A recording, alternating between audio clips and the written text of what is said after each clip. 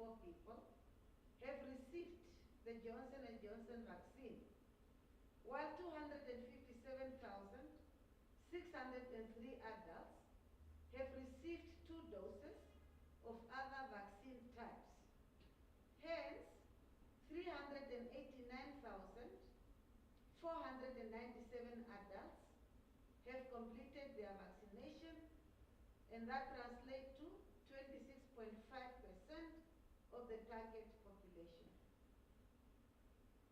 A total of 128 individuals have received 1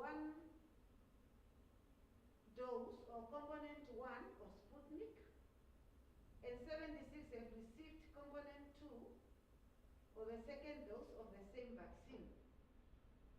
Hence, a total of 204 doses of Sputnik has been administered. 13,426 children between the age 12 and 17 have received 1 dose of the Pfizer vaccine, representing 4.4% of the target population. And we know that the target population for children is 307,298. Of these, 5,198 are fully vaccinated. So, the cumulative number of people vaccinated with the first dose of the COVID-19 vaccine for both adults and children is 460,283, of which 394,695 are fully vaccinated, translating to 22.2% of the target population. 44,662 people have received a COVID-19 vaccine booster dose. The summary of the national update as of yesterday is as follows.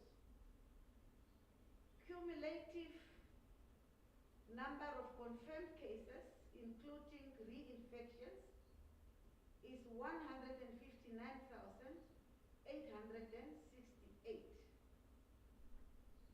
While 155,639 people have recovered. That is giving us a recovery rate of 97.4%. Currently, we have 195 active cases. The cumulative COVID-19 vaccine first dose is 460,283, while 262,801 are the number of people who have been cumulatively vaccinated with a second dose of the COVID-19 vaccine. So the cumulative number of the people who have completed their COVID-19 vaccine is now 394,695.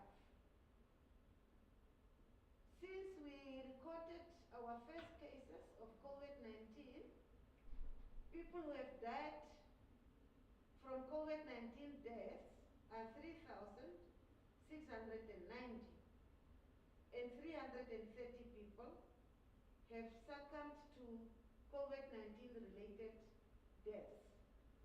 That is giving us a total number of deaths standing now at 4,020. Total samples tested, 986,535. Active contacts are 64. The cumulative number of people who have been quarantined is 89,998, while 89,862 people have been discharged from quarantine facilities. So currently we have 136 people in quarantine facilities. That is the end of the update for today, and I thank you very much. Thank you very much, Dr. Munyangwe, for that update. And I must say, it is sad that after such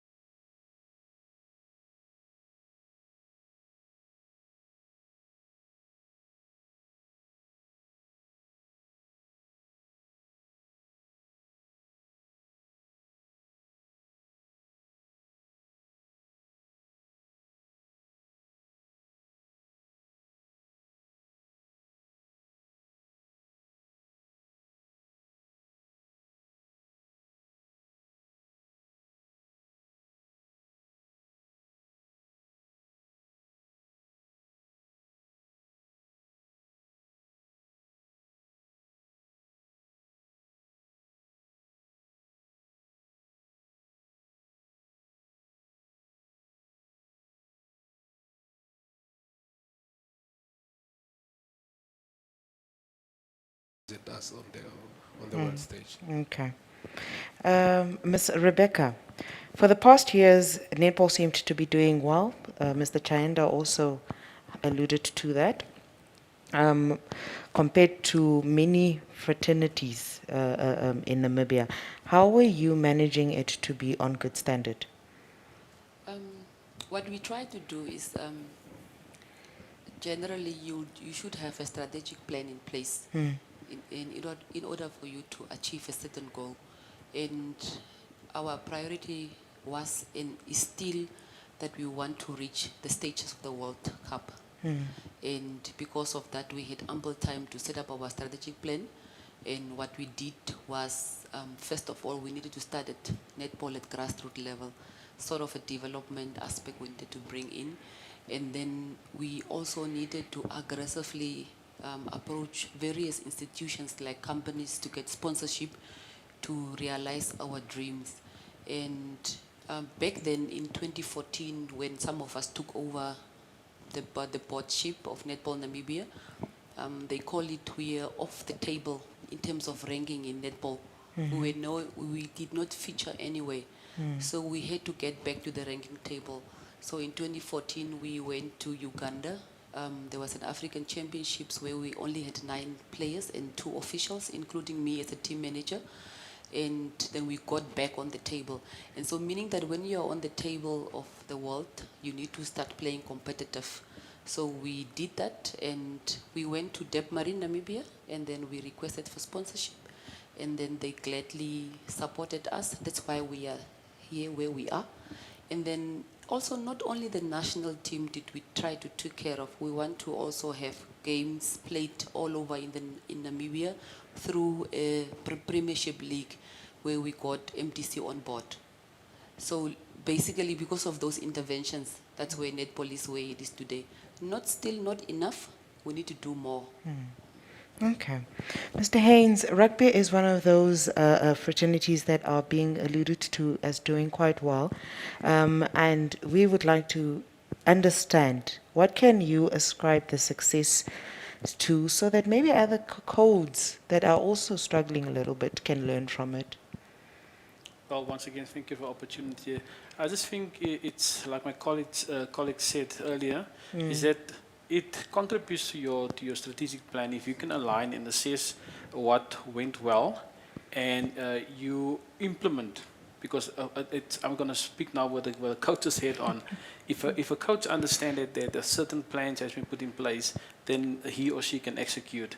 It just boils down to proper planning. Yeah. And then obviously it's that cliche funding, and that's always been a challenge. But I must say that most of the sports, nothing has changed, and I don't want to be negative, but it will always remain a challenge. And I commend sport coaches that has been putting in the hard work and the extra mile, and that's going to be our responsibility to make sure that we prepare our athletes, not just on the field, but at administration level. Okay. And that's still a lot of work that needs to be done. Okay. It's sports, and I think I'll be amiss if I say the viewers are not allowed to join in, because sports is everybody's favorite something. Whether it's football. So please, you are welcome to call us in and give us your comments. If you have any questions, you're allowed to pose those questions to the panelists as well. The call-in number is 061 400 397. 061 is the area code, 400 397. You can also find us on our Facebook pages, and that is Ministry of Information, Communication Technology, Republic of Namibia. Ministry of Information and Communication Technology, Republic of Namibia. You can find us on YouTube as well. Our handle there is MICT Namibia. MICT Namibia. Continuing with the session here in the studio while we wait for you to contact us. Mr. Chaenda, except for Frankie Fredericks, we have not really thereafter produced world athletes for a long period, and then suddenly we had the likes of Boma and Maselingi on the world stage. Don't you think the problem lies with the institutions and not necessarily lack of talent in the country? Thank you very much. I would tend to disagree that we have not produced much. Yes, there were, Frankie Fredericks was the trendsetter here. But I earlier on mentioned the likes of Harry Simon coming in, Johanna Benson, Shikongo winning there. We have the likes of Jacques Berger, who have played professional rugby at the highest level. Many others, hockey representing us at the highest level. I think probably we need to understand and define what is an athlete probably. For us, we take an athlete as a person who is involved in professional sports and who is able to get involved into physical activities on sport. So this is where we should start and say, how do we measure ourselves in terms of the performance of the athletes in this country? I think we have had very good progress in terms of our performance as a country. Yes, of course, after independence here, there was some 4 years, there was not some good performance. But we've also seen our athletes going, amidst all the challenges, the financing that my colleagues have alluded to here, the funding. And we must say, we really, in as much as it's not enough, we thank corporate Namibia that have really come on board to our aid and to aid our federations. So yes, there's quite a lot of, and still a lot can still be done to ensure that we have more athletes representing our country and performing on the world stage. Like I alluded to earlier, in order to nurture an athlete and talent, of course there's talent out there. And this is why we have what we call the national federations. A national federation cannot be based only in Windhoek. You want to see that the federations are out there, represented in all the 14 regions of our country. And we are thankful, especially in terms of what government have done. And we can say we are proud because we have started to categorize sporting codes. We have the 3 national codes, which is football, netball, and rugby. And you can see, in terms of the performance, in as much, you have seen that Namibian football, we have been represented at the AFCON, maybe 4 or 5 times so far. So I think we have done pretty well, good. We can still do more with all of us pulling together. It cannot only be government. It takes also the private sector investment into the athletes and also the athlete themselves. In as much as you are an athlete with the talent, there's a need for discipline also. And that is what we teach in sport. Discipline from the athletes, the will to win. It took, for example, I want to cite one of the well-known athletes from Jamaica, Shalene Ann Fraser. Yeah. It took her the first times, she came number 7. 7, she went for the second time, she came 5th. She went for the third time, she came number 3. And only on the 4th time did she come number 1. So it takes the talent, but the talent must also be nurtured. And it also takes the willpower, the heart. The heart must also be willing to say, what is it that I want to achieve as an athlete? So you must also have a drive, self-drive within yourself to make sure that I want to achieve. In as much as they can push you as an athlete to go and represent the country, you may have a false start on the Olympic or the Commonwealth Games. So it takes, and this is what is important, especially with grassroots development. You would only see Mboma performing well at the highest level. Most of the people, they only came to know Mboma when she went to the Olympics. But we were already busy together with the Federation Athletics Namibia. They were scouted first by at grassroots level, at school level.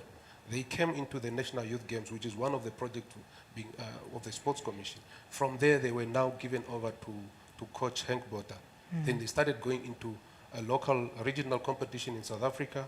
They went through the African Cup, African continental competition until up to the Olympics.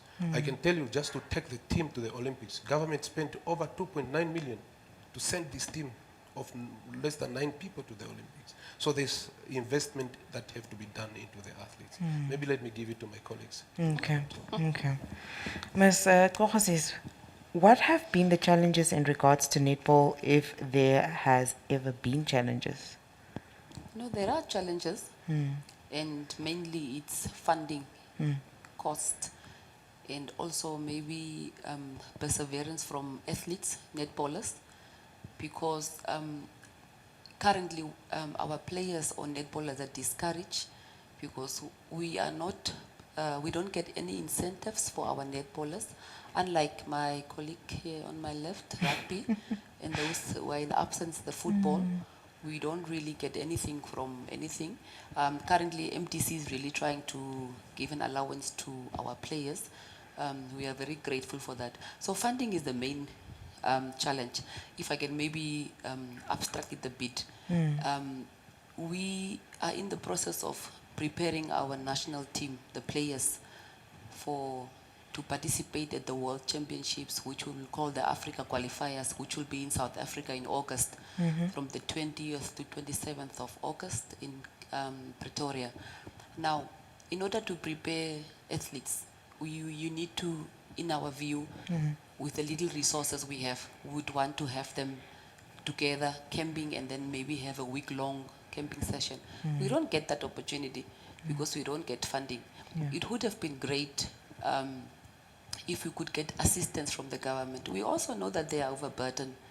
We also are very much aware of the fact that you cannot compare what was happening in 1990 to today, because those years sports, the sports were less, and then the government, what do you call it, not opportunities per se, but their target were not really on sports. There were less responsibilities to take on. Now it's more. But if as a sports code, if we can get a little bit of funding every month from the Sports Commission through the government, it will help a lot, because we would want to qualify for the World Championships. August is around the corner. You need to prepare athletes. We're talking, my colleagues were talking about preparation. Preparation is key. So those are one of the major challenges we have in netball, which is funding. Okay. If I can just come in here. Yes. While she's talking about the funding, just to clear the air, normally there's a perception that government is not properly giving money. And people need to understand it's not only about giving the money. There are many other services that we provide, as from especially the Sports Commission. We are elected by Act of Parliament, which is Act 12 of 2003. Now, among our functions is to ensure that we ensure proper administration of sporting courts and regulating body as a regulatory body of sport. Now, some of the services that we assist with our federation, and people need to understand, there are some specific games. Some games are mandatory. You will find that mandatory games are like, for example, the Olympics. Those are a priority to us. Hence, there was even a prioritization in terms of the sporting courts. So you'll find Commonwealth Games. Those are games that are fully funded by government. Of course, corporate Namibia can always come on board. The Region 5 Youth Games, for example, those are government-funded games.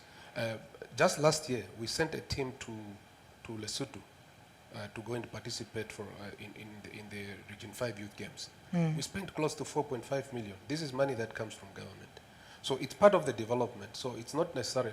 Many other services that we provide to our federations and national umbrella bodies. For example, transport. Just to bring the federations, and this is what we assist our federations, they are here, they can attest to that, for them to come together when it's national events or national trials. We provide them transport to come from the regions. At times we even go as further as assisting them in terms of flights, international flights, for them to go and represent our country outside. So we are doing that much, but obviously government have priorities as well. We are in a difficult situation where we are faced by drought. We are just coming out of COVID-19. Now we are still in COVID-19. So you can see those are some of the priorities, and we really understand. So what we normally would encourage is that our federations need to come with innovation. The Sports Act, under Section 17, it gives an opportunity for us to come with a sports development fund. As we speak now, the Sports Act or the sports bill is being revised. People are working behind closed door. We are looking forward to the finalization of the sports bill to become into a new law where we are revised since 2003. Obviously, with that, we want to see where a sport development Development Fund will come into existence and make sure that our sporting courts can get enough funding. Okay. Mr. Haynes, we haven't forgotten about you. Professional sports, well-paid job. The likes of Mohamed Salah, the twins, the William twin sisters, and the Ronaldos of the world are high-income earners. What have we done as a country to change the mindsets of our youth that it is not only about the physical fitness, but there is wealth accumulation in sports? Well, there is what you call it a pathway. If you identify and follow a pathway for a young learner, let's say we start from grassroots level, and just to think to mind what my colleagues earlier mentioned is that for athlete to develop, it's not just the yes, we were talking about the funding at the professional side of the sport. So if you can start at a young age, where athletes get a chance to develop, because it takes about between 10 to I would say up until 11 years for an athlete to develop, because at the age of 18, 19, that athlete should be able to compete at the highest level. And talking from the rugby fraternity, and I'm also going to bring cricket into the picture, is that athletes now already understand at the age of 13 that the national player went through the pathway of the athlete's pathway. And that is at each age group you create a culture, because it's not just the developing of the athlete, it's also the culture. If you create that culture and start it at a young age, that athletes understand that not that we are looking for funds, we're looking for all of this, but we're looking at an athlete that can compete at a higher level. And that then at the age of under 19 or under 20 in the case of rugby, that athlete then understands the next step to professionalism, playing at a higher level. So if you put in that the necessary steps, and then that athlete can understand, let's say if funds are available, I'm talking from a different perspective, and so it all depends on what you put in place and what you can put in place, because if you can't see it, what can you follow? Exactly. That is ultimately where, and that is to all sport federations, is that our media plays a, I know it's not part of the question, but I've seen this over the last weekend when the rugby season started, that the athletes, the involvement, the following, that plays a vital role. So if you can't create a visible platform for athletes to see what is the next steps, what follow next, then that trying to install that professionalism end story, it almost means nothing. So yes, work hard, and obviously after working hard, there is a reward. That is a good one. I like the way you put that one. Work hard, there is a reward at the end of it. We would like to remind our viewers that you're welcome to the show. You can add your voice to the discussion. You can do so by calling in. Our area code is 061. The number is 400397. Area code 061. The number is 400397. You can also contact us through our social media platforms. On Facebook, it is Ministry of Information and Communication Technology, Republic of Namibia, Ministry of Information and Communication Technology, Republic of Namibia, and on YouTube, our handle there is MICT Namibia, MICT Namibia. That's our YouTube handle. Getting back to our panelists here in the studio, Mr. Chayenda, the private sector plays a pivotal role in promoting sports through sponsorships. Are you satisfied with the current involvement of the private sector in sponsoring sports? As an example, they only came in after Boma and Maselingi were already performing. What guidelines has the Commission put in place to compel sponsorships to discover and nurture talent? Thank you very much. As we speak now, we have what we call, and my colleagues alluded to strategic plans. So it is one of those things that we want to encourage our federation to follow. Yeah. We have what we call the Namibia Sports Commission Strategic Plan 2018-2022. We'll be revising that to make sure that it's we now go forward with a new strategic plan, of course, with the next 5 years. It's an important,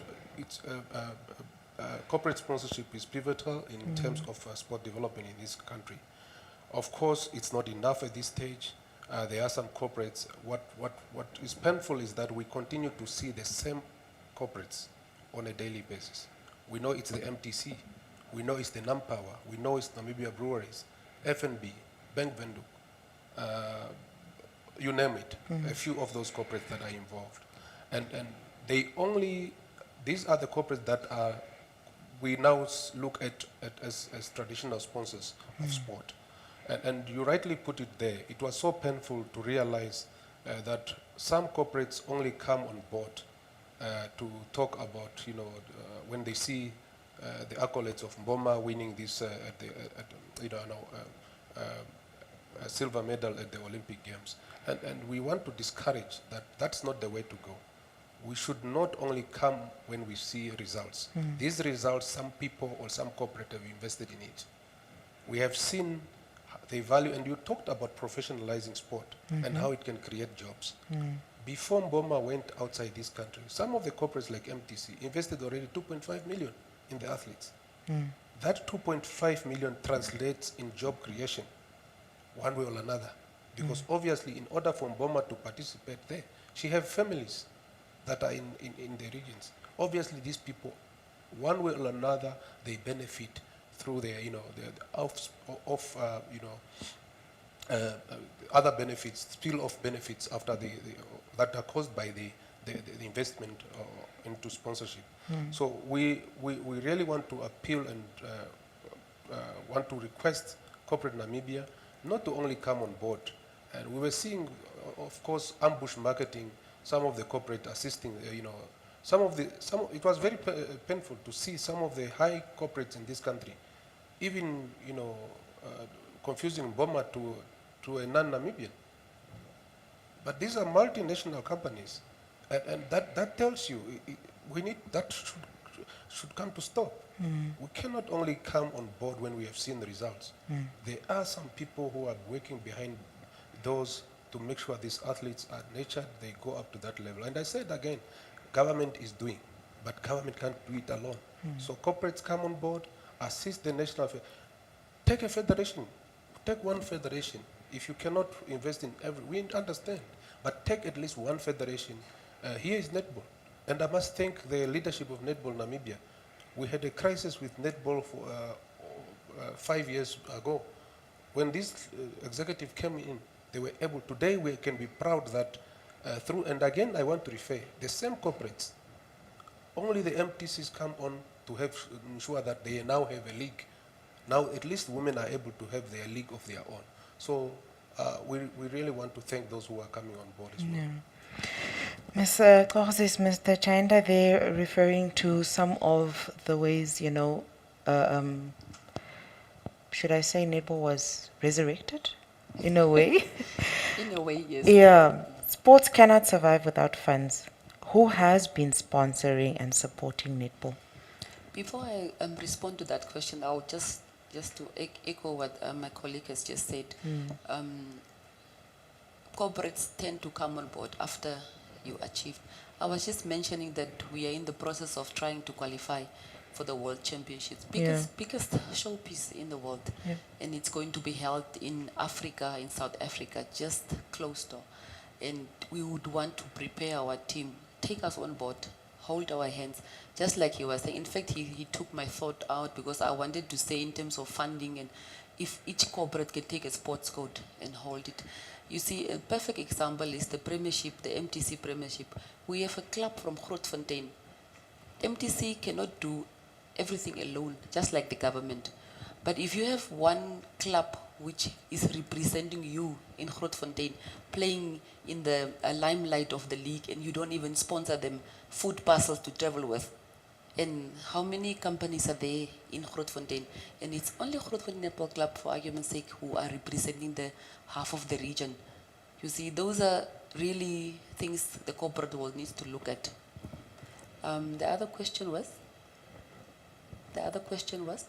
No, we wanted to know Netball in general. Who has been supporting and funding We have been supported. You know, when we went to Singapore in 2018, when we won the M1 Nations Cup, it is very imperative for a sports coach, especially when you're in a group, to participate internationally, because you gain experience, you gain exposure. You can also have scouts around, and then 1 or 2 people can then have interest in your players. So the M1 Nations Cup were mainly sponsored by Deb Marine, and then also the government came on board. Okay. And currently Deb Marine is also, I'm talking out of my space. Deb Marine will take us on board to the netball qualifiers. And then MTC, who really is now doing great things with the netball premiership, because netball is played all over the country. We started the first rounds in Windhoek. We went to Grootfontein. Last weekend we had games in Walvis Bay and Oshakati respectively. Okay. So it just says that the netball, the women are playing the sports. Yeah. And we cannot overemphasize the support of the corporate world. We cannot overemphasize that. We will still knock on their doors. They will see my name and their email. Please open the emails and read and call me in for a presentation. Yeah. Maybe if I can just come there. Yes. Because this is an area where it's that is very close to my heart, especially when it comes to corporate sponsorship. What we also encourage our federations, we should be able to offer something to the corporates. So it's not just about going there and say, let's write a letter to these guys and drop a letter. Offer them something. What is it that what we call ROI, return on investment? They want to see what is it that they are going to have. Are they taking you as a brand together with you as they go and represent the country at the Africa level? So they want to see visibility. What is it that I get as a sponsor when I put money into you? So that is very key. You cannot just expect them to come on board. And the other point that I want to emphasize is the squabbles in the boardrooms. We need to create a culture and a conducive environment whereby our executives, the executive organs within sports fraternity, should take their personal egos aside. Yeah. Let's leave those ones. If you are not ready as a leader, don't come in sport. Yeah. Yeah. Because this is also taking out. You have seen federations whereby they don't perform the whole year. They are busy with infightings. How do you expect the corporates to come and invest in sport? They won't invest in you because their brand, obviously, some of these corporates are listed on the stock exchange. So you don't want to, obviously, if there's a damaging story that's aligned, you can hear that they are called the MTC Namibia Premier League. So if there's any squabbles and infightings at netball, it affects the brand of MTC. It affects those brands that are involved in sponsoring sports. So obviously, we as national leaders in sport have an obligation to make sure that we need to account. When the money is spent into sport, we need to also give back and see what is it that how have we utilized that money? Accountability comes in as well. Well put. Mr. Haynes, South African company branches in Namibia are not sponsoring at par with their mother companies in South Africa. What has South Africa done, which Namibia has not done, to have adequate sponsorships here? Well, I'm going to dare to answer that question holistically. Yeah. I just think when it comes to, my colleagues, especially Mr. Saida, mentioned that your return of investment as a company, how do you measure, if you look at the media platform, Namibia compared to South Africa, you've got your multi-choice, your DSTV, and if I have to work on the scale, you've got, it's like day and night the difference between Namibia and South Africa. I think that poses the biggest challenge. So obviously your return of investment, how do you measure it? How do you come up with a presentation that attracts that specific sponsor and say, but this is do we know the sponsor specific audience? Do we know the specific company's, corporate company's identity? So that falls back on the sport federation to make that, to do the homework, to find out. And so I'm not going to put it and say what is the problem, what is the mistakes, but there is something that we can learn. How can we, in Namibia, change that whole perception on we can't just write the letter anymore because that is not good enough. And back in the day, you would have gone to a sponsor say, I want to do this, then the sponsors are quite reluctant to get on board. But now it's a different situation. I've got this program, or we have this program running. And once that connects to their identity and to their audience, they will come on board, given that your organization is in good state. That poses the biggest challenge. And I mentioned something earlier, social media. That is the leading platform for sport federations to tap into. And I mentioned something earlier, that just last weekend, I posted or boosted a post on Facebook. And you won't believe it, between Friday 4 p.m. and Sunday 22:33, there was well over 5,000 involvements. Facebook is a wonderful tool that can support. And then if I say audience, organization wants to know which age group gets involved, which gender gets involved. So I'm giving you an answer, hopefully a solution, how federations can tap into using what is available instead of what is not available. Yeah. What is successful in South Africa will not be successful in Namibia. So in my terms, focus on the positive, focus on what needs to be done to take our sport to the next level, and not spend a lot of time tapping or wondering about the problem that's existing. Okay. Well stated there. I think we have an idea of what it is that we are, where we are at as a country, if I can roughly put it that way, what it is that we need to try and collectively do to take ourselves forward, and also the fact that what Mr. Haynes said earlier on, work hard. There is a reward at the end of it. I think those are the key things that one picks up from this particular discussion this afternoon.